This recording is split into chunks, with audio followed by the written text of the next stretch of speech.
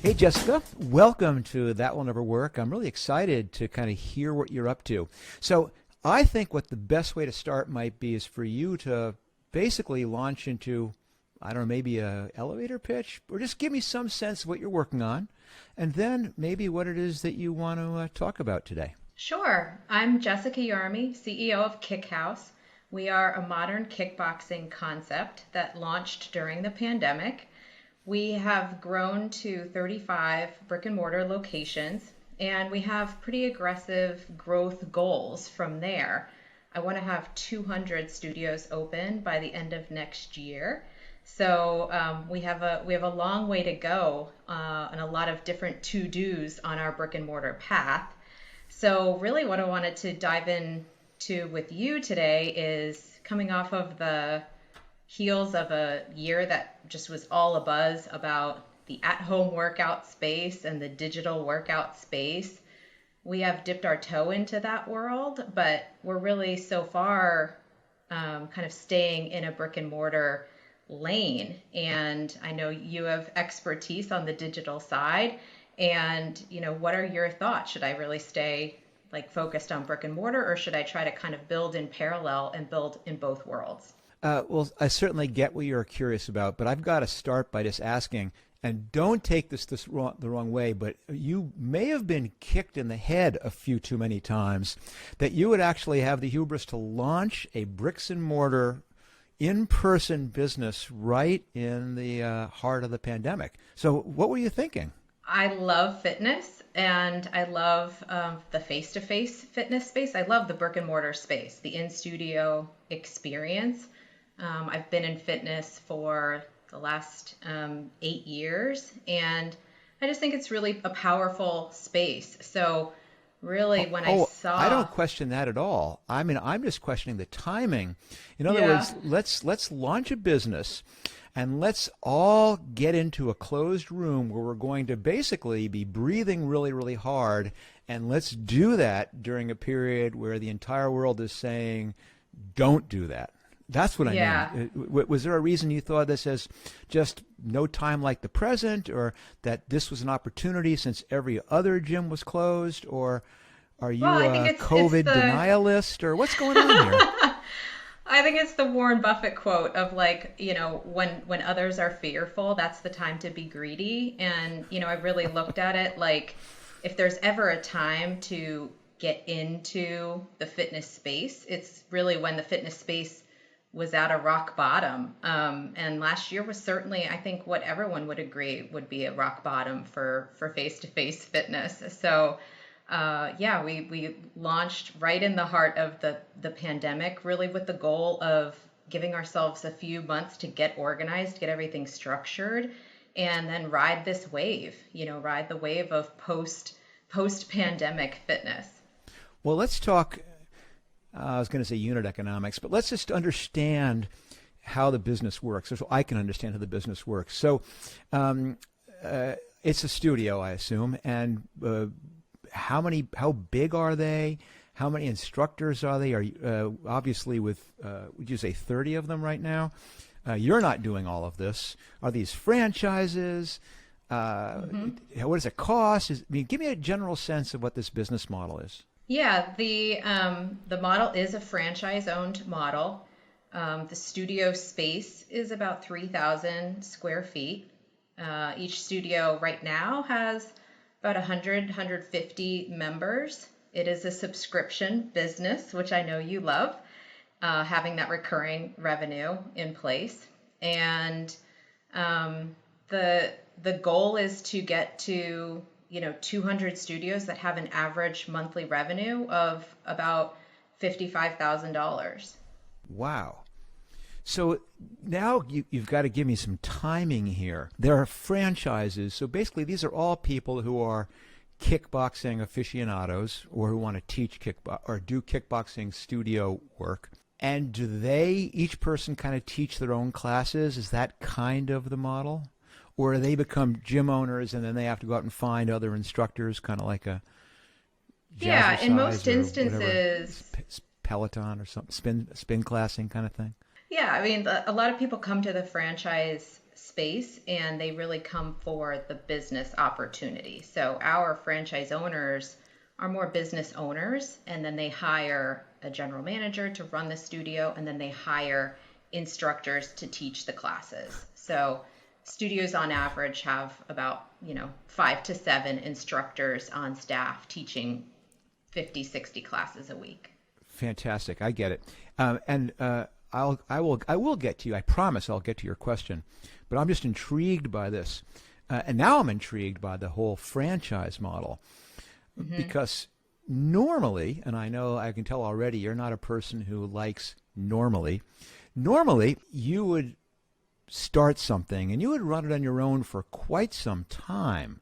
Long enough, in other words, to really build the playbook, to come up with what are the patterns I'm going to use to acquire customers, what are the best ways to look for and find the right employees, what's the right model we can do for national collective advertising, and then begin bringing in franchisees. But it sounds like the time difference between when you started and you began selling the franchises must have been pretty quick. Yeah, absolutely. And I think it probably has just come to life that way because I have experience in the fitness space, and more specifically, I have experience in the boutique fitness space. And so the boutique model is fairly repeatable. You're looking at small square footage, you're looking at recurring revenue model, subscription membership model. You're looking at high class counts in a specific fitness modality.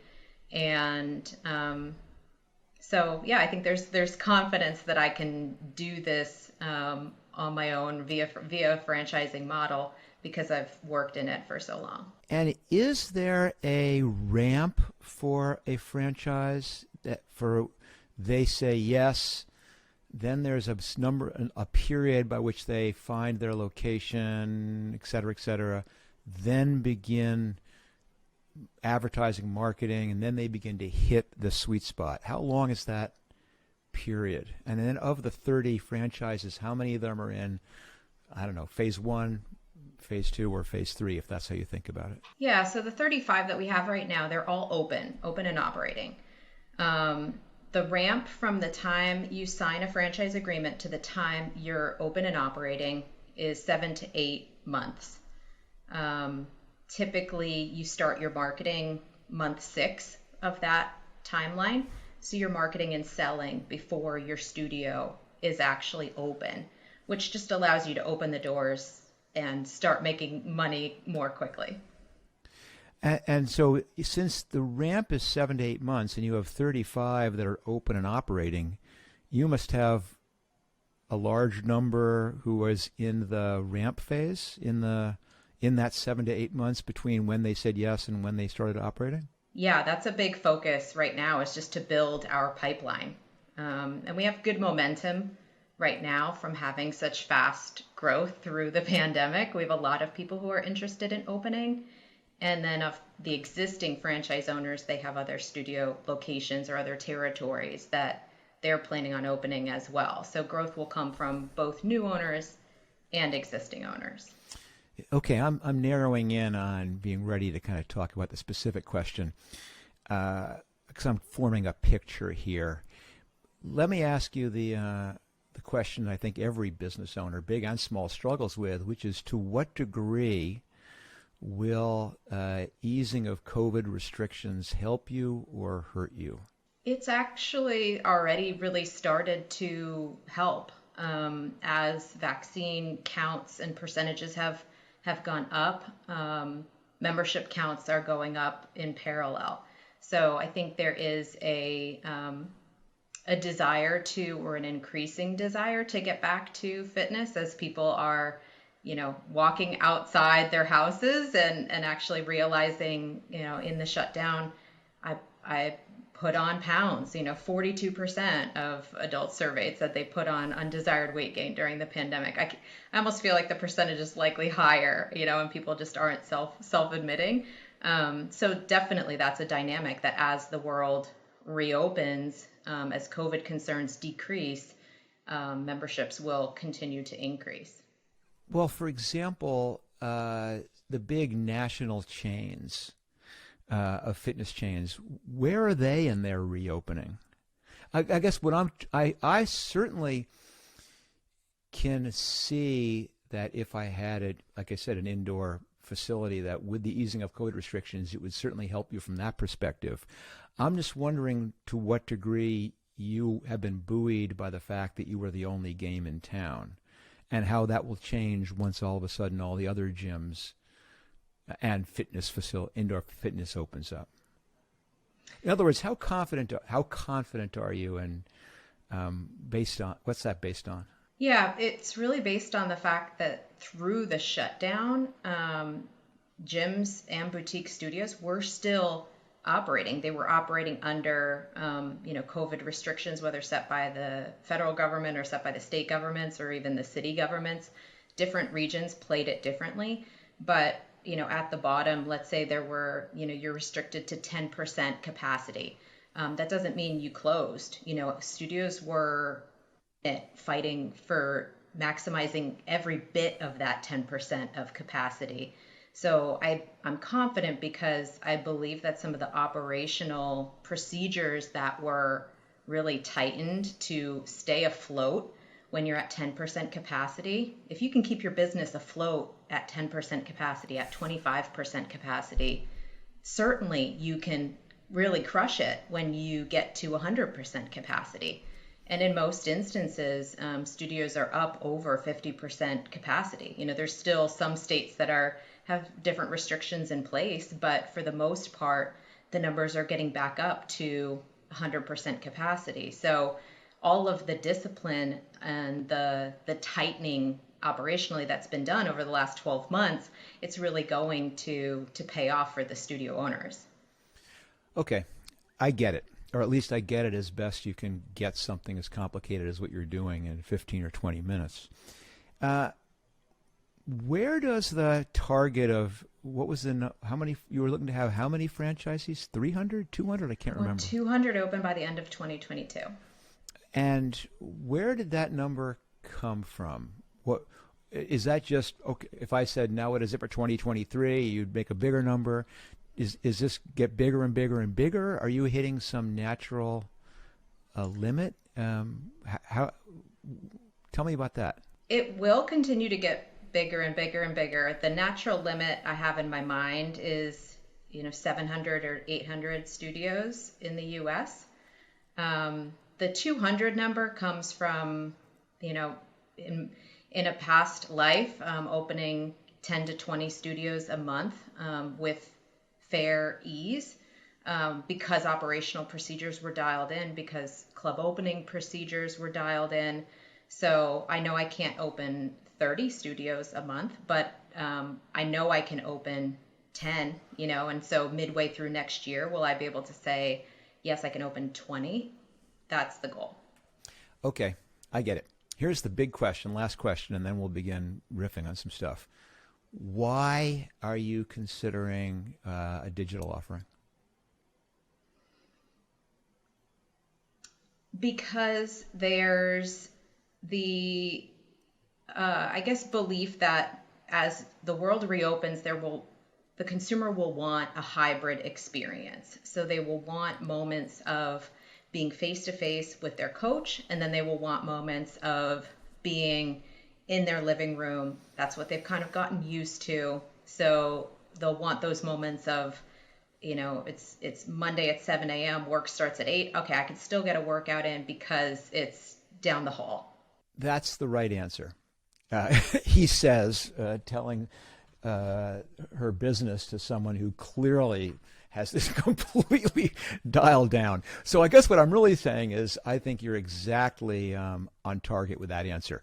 And I was asking because there's usually 3 possible reasons why people ask the question you're asking, which is how should I convert either my digital offering and try and do bricks and mortar, which I quite frankly hear a lot more of. Someone has a direct-to-consumer, digital-first business, and they want to be a Warby Parker and begin having stores. I work with Chubby's, the shorts company, and they have open stores. So there is a progression in that direction. And you're basically going the other way. There's three kind of basic approaches that make sense, or that are I hear that not all of them make sense. The first one, which you dispelled fairly nicely, was I'm running out of room in my current with my current approach, which is I've already crested and I'm on the downslope.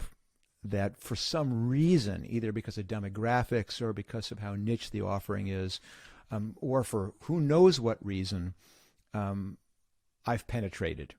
And I love the concept and I want to keep expanding, so I now need to begin moving into a connected, different space.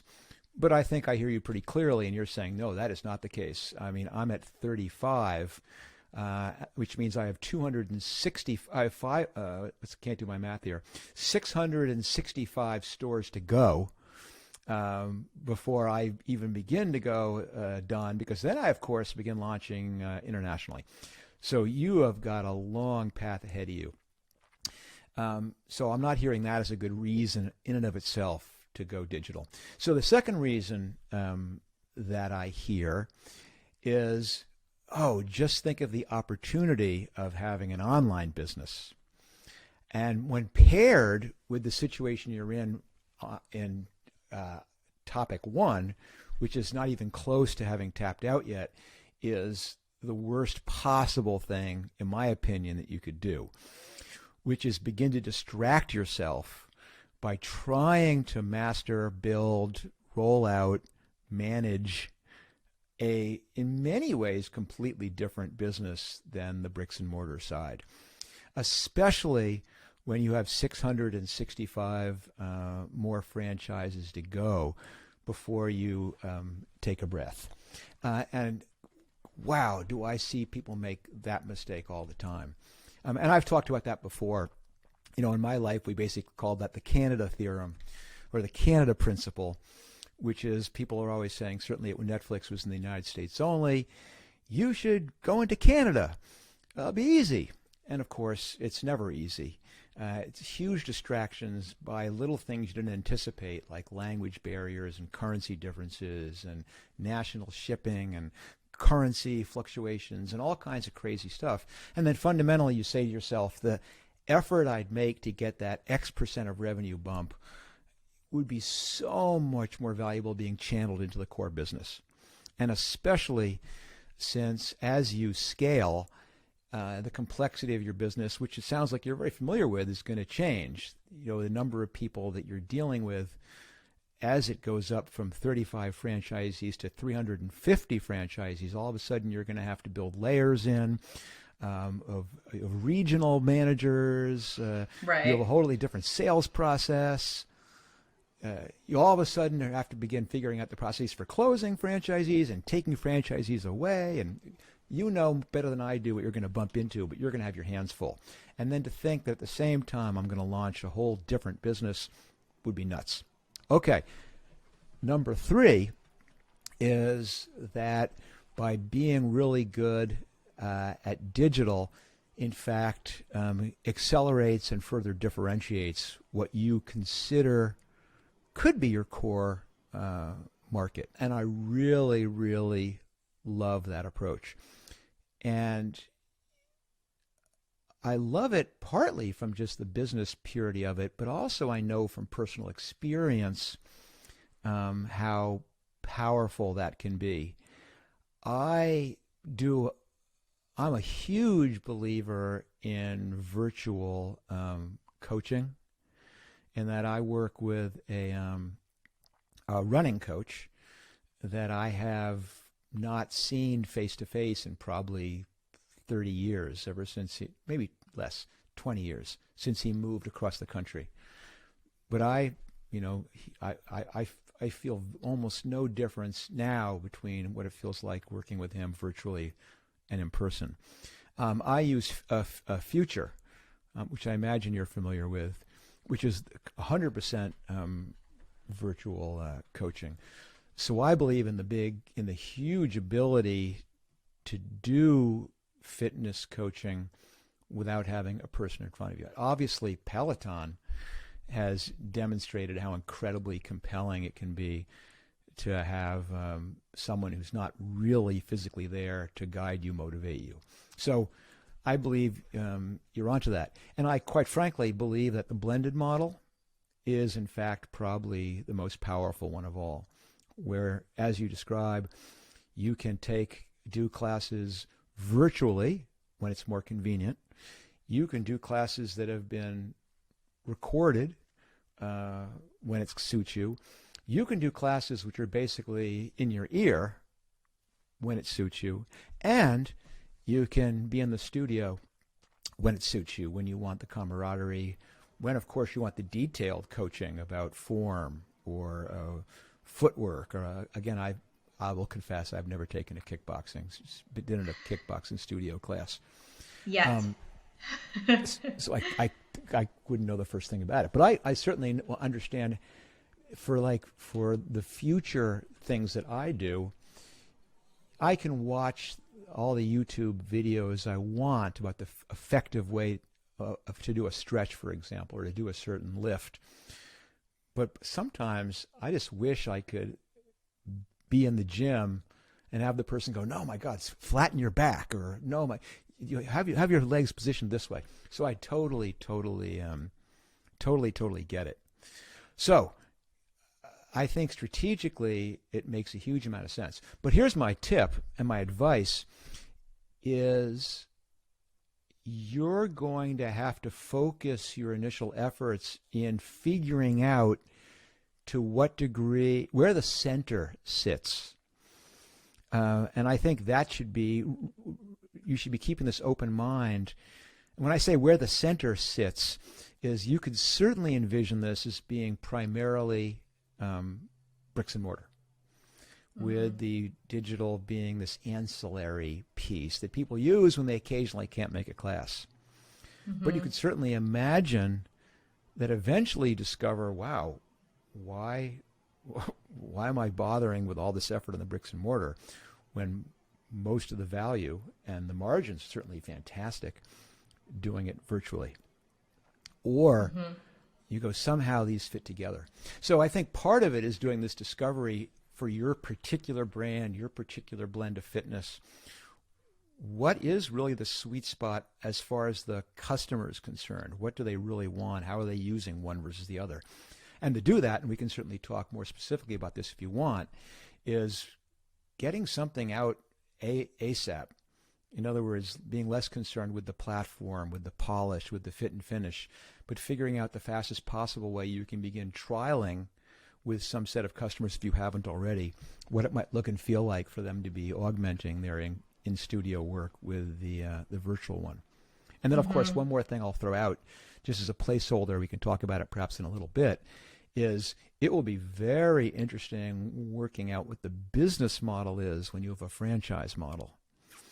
And to what degree are you supporting? To what degree are you competing with? Who owns these customers? I think that's a really interesting challenge that you'll have to solve as well.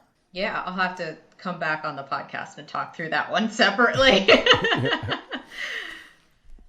So how are you thinking about, have you started working on a digital solution yet? Yes, but very bare bones. In the digital fitness space, from being familiar with Future or for Peloton, the production value on the digital side is high right now. Apple is now in the online fitness space.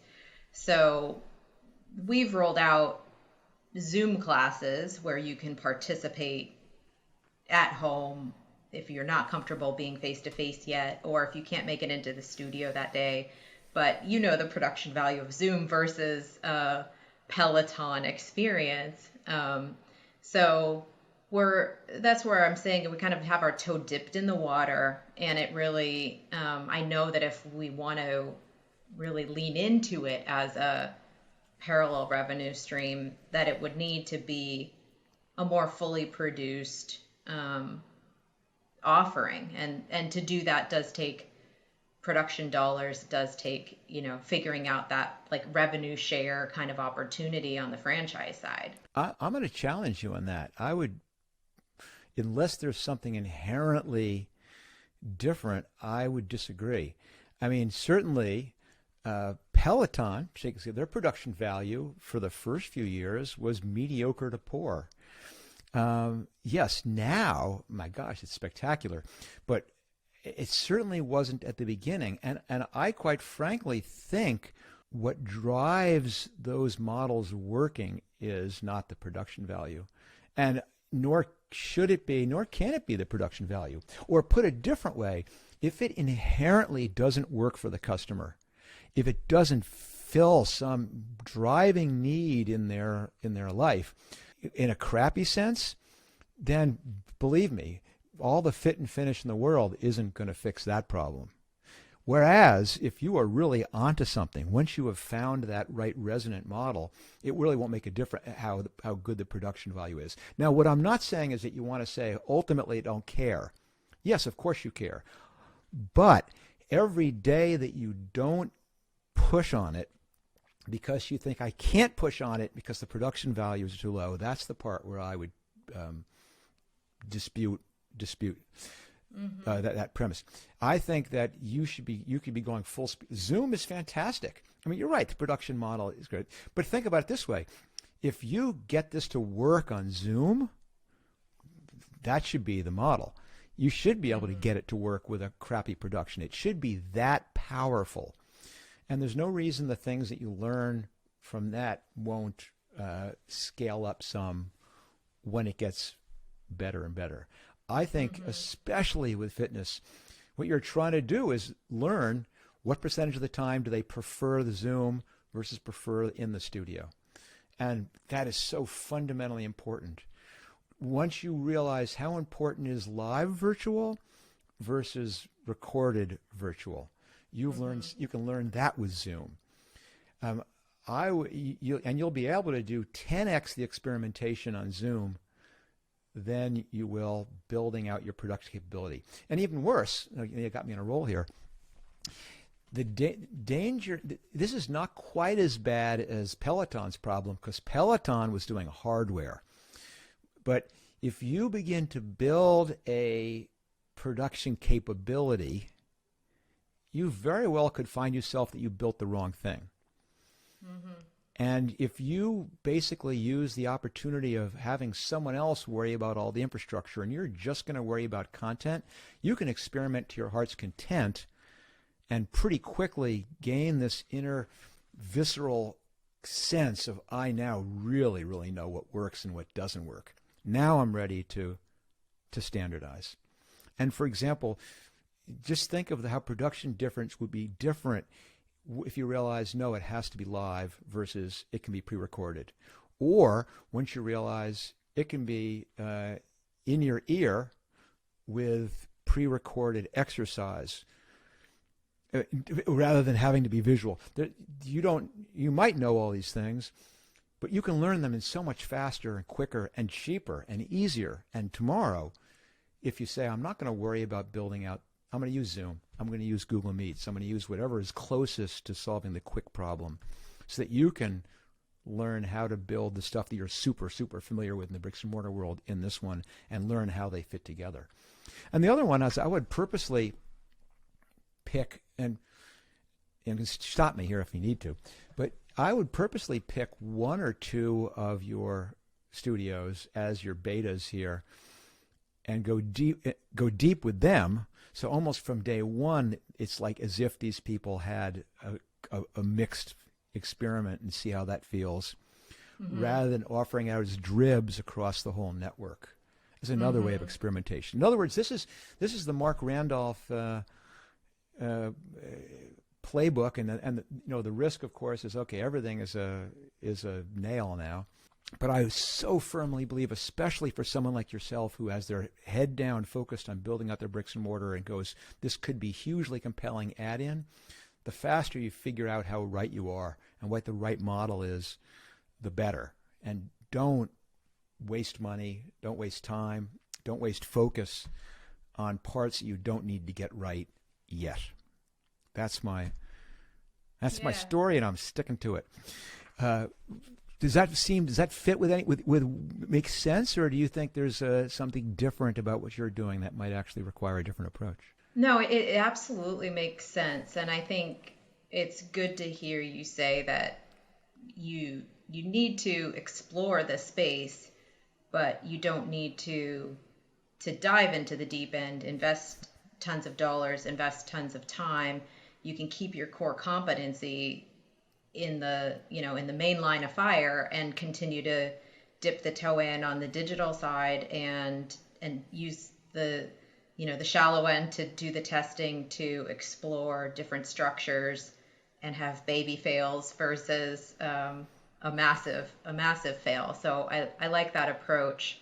I know you're big into the testing, into A/B testing and testing fast. And I think staying in the Zoom world, like you're saying, it's easy. I could test something once we hang up this phone call. Like it's easy to do. That's exactly the point. With Zoom.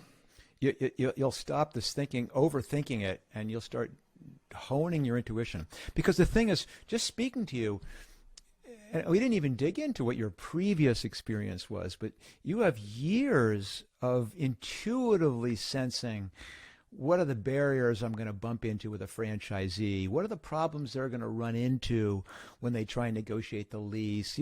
You just know that stuff because you have internalized it over the years. And you don't have that for the digital piece, or at least I don't think you do. And you need to catch up. And the best way for you to begin to hone that intuition is to try as much stuff as you can. And all I can do is give you the reassurance is that production value is not going to be the thing that makes or breaks it. You're going to learn 95% of what you need to learn just by seeing how people react. It's good enough.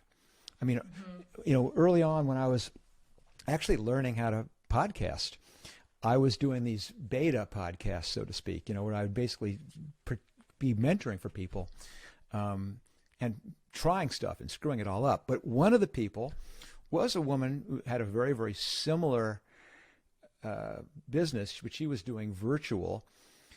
And it was almost tragic because, it was like she had spent all this time and all this money designing and how this was going to work and sketching it on whiteboards and hiring developers. And I was going, oh my God, you've committed yourself to something you don't yet understand fully.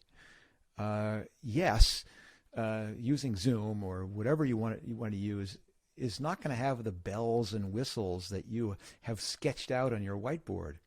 But that's not what's going to sink or float this business. Just do it. And the same thing, you can, like you said, the key thing you said, the key takeaway is I could begin figuring some of this out as soon as I hang up from the call. And including you do it. Say, I'm just going to do it myself for a couple of weeks on the side and do some classes and see what's happening. And I'm going to try a bunch of stuff. And anyway, now I'm just beating up on you unnecessarily because I know you get it. But. Well, no, and Mark, honestly, it's a good point because one of the other reasons I'm so confident in what I'm doing and the return to physical in-person fitness is I do all the apps. I have all the apps, and through the shutdown, I downloaded 3 new things onto my phone. I'm like, I'm going to have to work out at home, so it's going to be this, and then it's going to be this, and it's going to be this. And 9 times out of 10, I would start a workout and then flip over to Instagram, and 15 minutes into my workout, like I'm done, and definitely falling victim to the quarantine 15. And so I think like if I'm somebody who's in fitness and it's happened to me where I can't stay focused at home on what I'm supposed to be doing, like there's definitely people out there who have all the apps and are not getting the results that they want. So I'm definitely bullish on the return to in-person. Yeah, and don't forget, don't ever lose sight of that first thing that I laid out, which is make sure you're doing this for the right reason. If you're doing it to try, because you say, wow, there's a niche here. All the time that you invest in that niche, that takes your eye off the ball on your big niche is a mistake. Vice versa, if you say, oh, I need to do this because I'm running out of space, that's clearly not true. I think what you're searching for and what your exploration and discovery should be is, to what degree do the two of them reinforce each other? Could the key to why you weren't able to stick with the ones that you downloaded and tried, I'll take a quick dig here, I can't help it, probably wasn't because the production value wasn't high enough. No, your premise might be the reason it didn't work because I didn't have a real instructor to hold me accountable. I didn't have someone who was going to show up in the class a week later who was going to say, have you been doing the following? I mean, you're intuitively are going, no, the two of them do work together. And that's the place to pursue, is to discover, is there something, can I offer something which makes someone who's on the fence about doing a kick house, right? Doing kick house versus opening a fill in the blank for the other 70 or 80 different fitness franchises, goes, oh yeah, but I really like this one because of the fact it's this blended model. Could help you there too. So it's this searching and discovery, and the faster you can learn that, the better. And you're in a hugely advantageous spot because you have 35 running businesses with more in the pipeline. So you have, would you say, 50 to 60, 150 members per franchise? So I can't do that math in my head. I'm too old. So, 5,000. Yeah, 5,000 or so people who you can begin experimenting with tomorrow. So that's really, really awesome. And then be really cool to be looking at some of the metrics here, because eventually if you can say, listen, by offering this, it reduces churn, it whatever, increases virality. It's a really cool way to do a freemium model where you bring people in on the virtual, which has almost zero marginal cost, right? But then converts them over to a studio. Yeah. I'm really excited about the potential for you. As long as just don't disappoint me, Jessica, and get all caught up in the, I've got this dream, and I jotted down Canada. All I need is $10 million, and I need to hire a whole bunch of engineers, and then I'll start. Okay. Yeah. So I hope this helps. Sometimes, you just need someone to smack you on the side of the head and go, you were doing great. Don't get distracted. And I think in a lot of ways, that's what's going on here. And the one thing you alluded to it, but I'm going to hold you to it, is I do want to hear back from you in, 6 to 12 months. And we'll do a quick session on how it went and what you learned and what approach you used to do some validation hacking. Absolutely. I'll reach out to you when I'm at 100.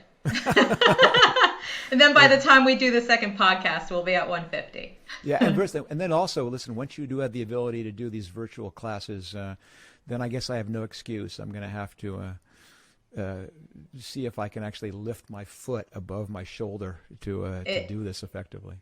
It's a great compliment to running and cycling. I'm just saying. Well, okay, sold. So at least you get at least one customer maybe out of this session.